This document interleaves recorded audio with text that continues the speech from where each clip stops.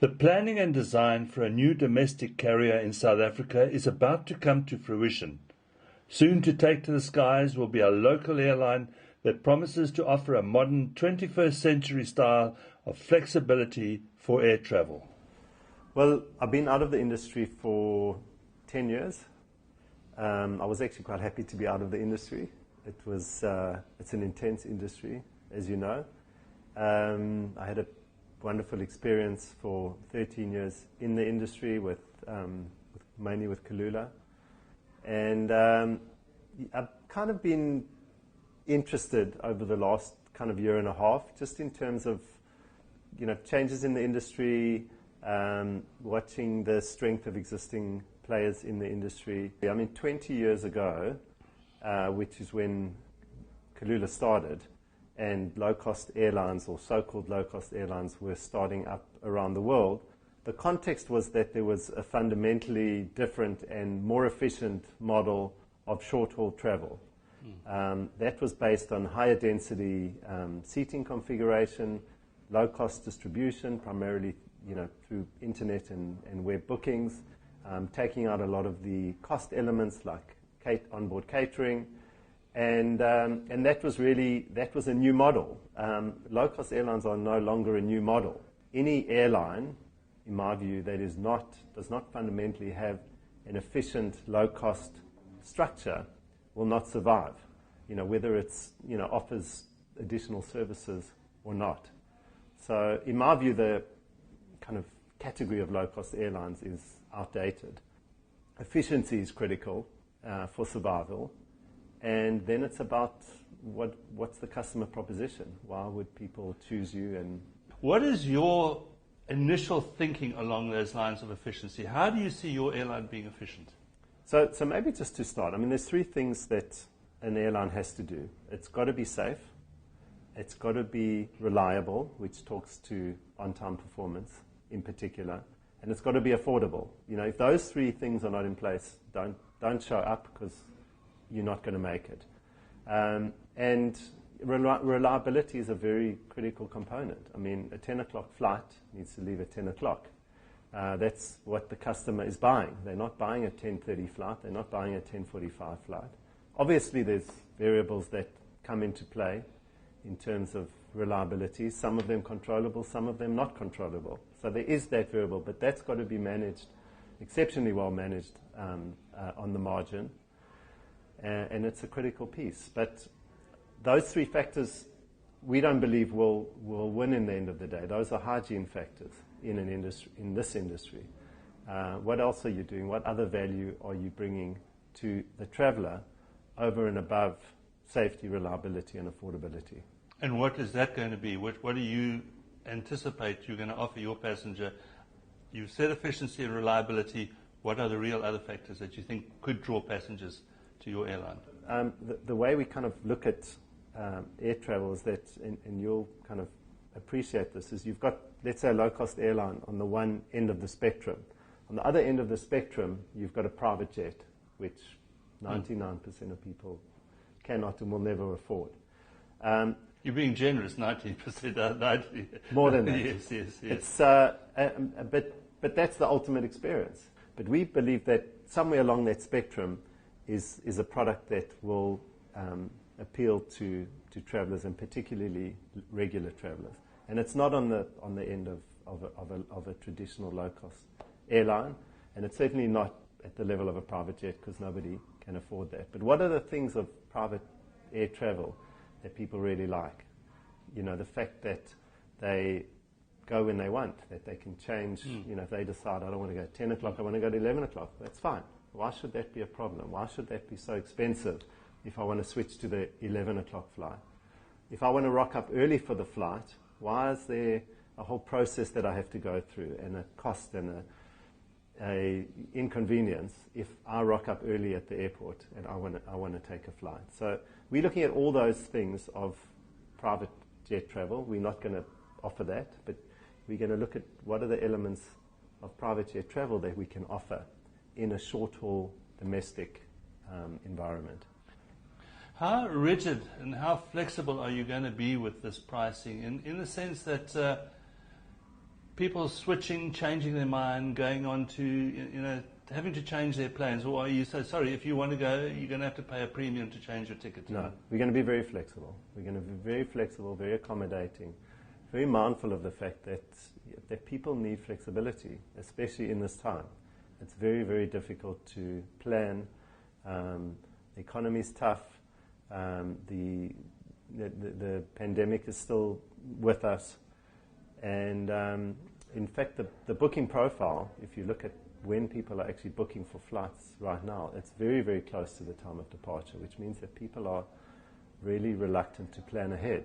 Your partnership with Global, they have the aircraft. If you have an aircraft on the ground, AOG, they have another aircraft immediately to slip into the system? Yeah, they've got very good redundancy. They've got a big fleet of these A320s. We're only going to be using initially 3 of them. Is it 3 aircraft? You started with 3 aircraft, right? 3 A320s. So we're not going for a wide route network. We're not intending, certainly not now, to be a network carrier where we, provide a broad route network. What we know and understand is that the Jhb and Cape Town route is the 12th busiest air route in the world. Connects the 2, most prominent points in southern Africa, Joburg and Cape Town. We know that there are multiple reasons to be traveling between the 2 cities: business, friends and family, students, conferences, tourism, and obviously business travel. So it's a very diverse route, and it's obviously a route that's not very easily replaceable by a car. You can't drive to Joburg or Cape Town for a... So you wouldn't be at this stage even remotely thinking of, which as you said, drive by car, which is probably quicker to drive between Joburg and Durban. Is that anywhere? I'm anti that route. I'm always open to changing my mind, and I've got a very smart team that have already raised Joburg, Durban. What about it? I worry about it, one, because it competes with the road. So you're not only competing with other players, you're competing with the road. It's hard on the aircraft, as you know. Lots more cycles on the aircraft. And it's a particularly price-sensitive route, so it's not part of our plans initially. And the third leg of the triangle, Cape Town, Durban, which seems to be, it's a left-out route. They tend to not want to enjoy it. It's a long route, though. It's the same, obviously the same sector length as Jhb, Cape Town. So that's appealing. It's not replaceable by a drive. But we'll have to see. I mean, we want to take baby steps. This is not a time, in our view, to be too bold. It's a time to be, to get in, to do it properly, not to get ahead of ourselves, and then we'll see. We're going to take it step by step. Gidon, what do you see the future? I mean, they're desperate times now, and the whole world is scattered with aircraft on the ground and pilots without work. What do you see the future for? When do you see normality coming? Do you have any idea?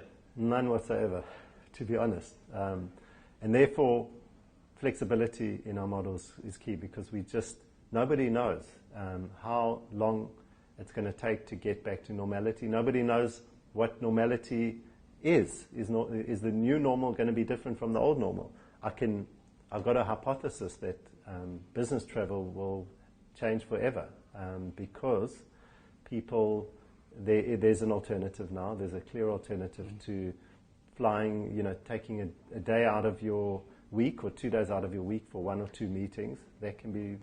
Technology has replaced that.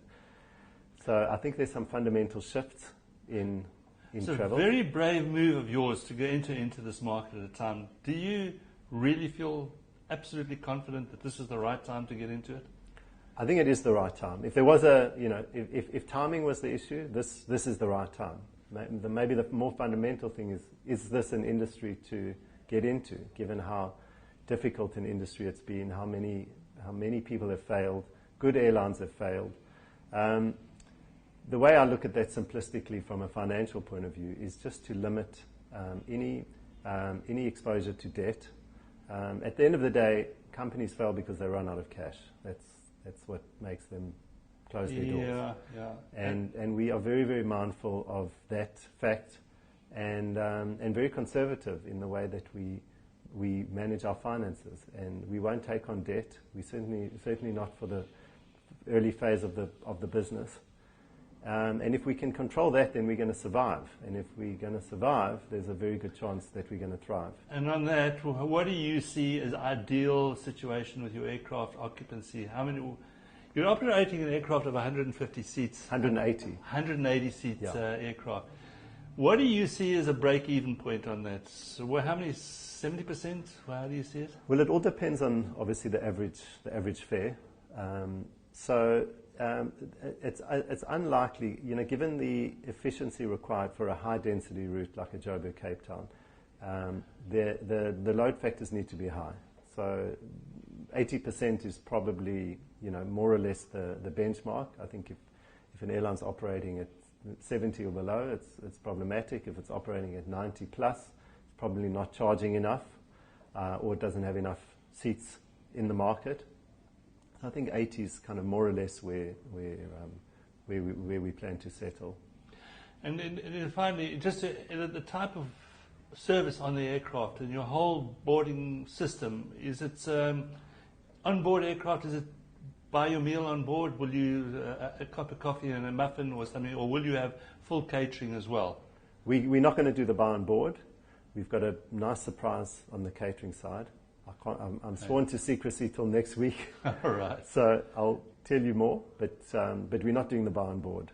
The buy on board, just for interest's sake, and from my earlier experience at Kulula, is a logistically complex thing to do. The controls required, the logistics required, just the customer interaction I found is quite cumbersome. Leaning over somebody and passing money and doing this transaction, and it also it doesn't feel right in terms of where we want to go with our customers to have them pay, pay us 3,000 Rand for a return flight, and then have them pay 20 Rand for a bottle of water. That doesn't feel right to us. Yeah. They're still our customers, they're our guests, and we have got a plan for something special for them.